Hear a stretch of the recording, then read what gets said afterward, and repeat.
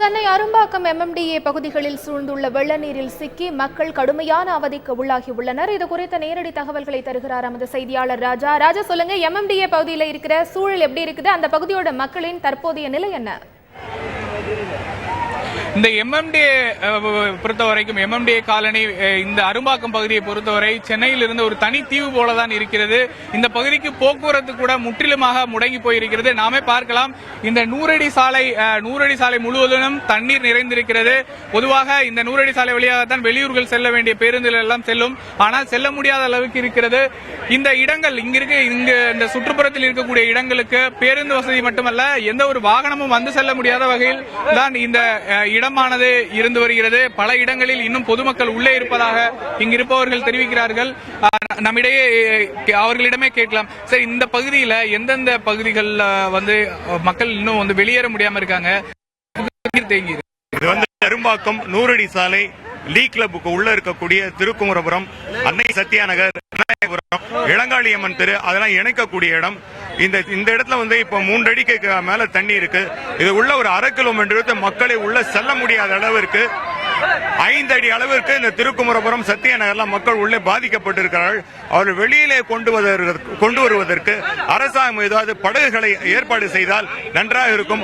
அவர்களால் இயற்கை உபாதையை கூட செய்ய முடியாத அளவிற்கு சிறுநீர் கழிப்பதற்கோ அவர்கள் இருக்கக்கூடிய இயற்கை உபாதையை தீர்ப்பதற்கோ வழி இல்லாமல் தவித்துக் கொண்டிருக்கின்றார்கள். அவர்களை வெளியிலே கொண்டு வருவதற்கு அரசாங்கம் உடனடியாக இதை செய்ய வேண்டும். இதுவரை எந்த அரசு அதிகாரியோ அமைச்சகத்தை சேர்ந்தவர்களோ அமைச்சரை யாரும் இதுவரை எட்டி கூட பார்க்கவில்லை. மக்கள் மிகுந்த கொதிப்பில் இருக்கின்றார்கள். கடந்த 2-3 நாட்களாக இங்கே மின்சாரம் கிடையாது. சென்ற முறை 17ஆம் தேதி பெய்த மழையினுடைய தண்ணீரை இதை எடுக்கவில்லை. அதற்குள் மீண்டும் ஒரு முறை மழை வந்துவிட்டது. இதனுடைய பாதிப்பு மிக மிக அதிகமாக இருக்கின்றது. மக்கள் எல்லாம் மிக தத்தளிப்பான சூழ்நிலையில் இருக்கின்றார்கள். உணவு கூட அவர்களுக்கு எடுத்துக்கொண்டு செல்ல முடியாத நிலை இருக்கிறது. அதற்கு உள்ளே செல்வதற்கு உடனடியாக படகுகளை அரசாங்கம் ஏற்பாடு செய்ய வேண்டும். இல்ல, இது தொடர்பாக நீங்க பொதுமக்கள் யார்கிட்ட கோரிக்கை வச்சிருக்கீங்க? கார்பரேஷனுடைய ஹெல்ப்லைன் நம்பர், மாநில அரசினுடைய நம்பர்ல இந்த மாதிரி இருக்கு அப்படின்ற தகவலை தெரிவிச்சிருக்கீங்களா? அதுக்கு அவங்க என்ன சொல்லியிருக்காங்க? இதுவரை இது 105வது வட்டத்திற்கு உட்பட்ட இடம்.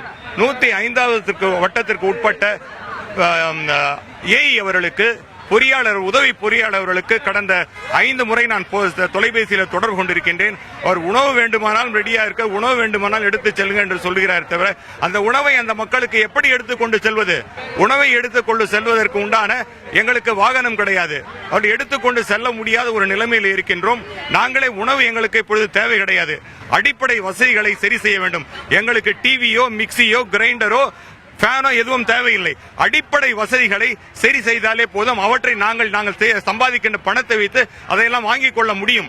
எங்களுக்கு அரசாங்கம் இலவசமாக எதையும் கொடுக்க தேவையில்லை. அடிப்படை வசதிகளை செய்து கொடுத்தால் போதும்.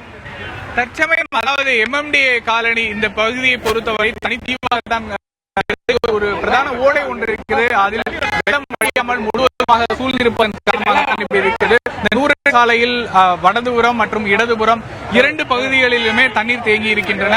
தொடர்ச்சியாக இந்த பகுதி அதிகாரிகளிடம் கேட்ட பொழுது மீட்பு நடவடிக்கைகளை எடுத்து வருவதாக தெரிவிக்கிறார்கள். பட் ஆனால் இந்த சம்பவ இடத்தில் அனைவருமே தண்ணீருக்குள் தான் இருப்பதை நம்மால் பார்க்க முடிகிறது. பார்க்கலாம், 100 அடி சாலையில் பல பொதுமக்கள் அவர்களாகவே வெளியில் வந்து செல்கிறார்கள்.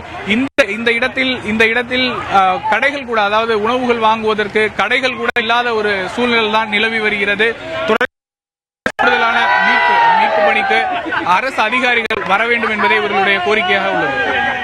சென்னை MMDA பகுதி வெள்ள நீரால் சூழப்பட்டு மக்கள் வீடுகளுக்குள்ளேயே முடங்கி கிடப்பதாகவும் போக்குவரத்து வசதி முற்றிலும் முடக்கப்பட்டிருப்பதாகவும் செய்தியாளர் ராஜா தெரிவித்தார்.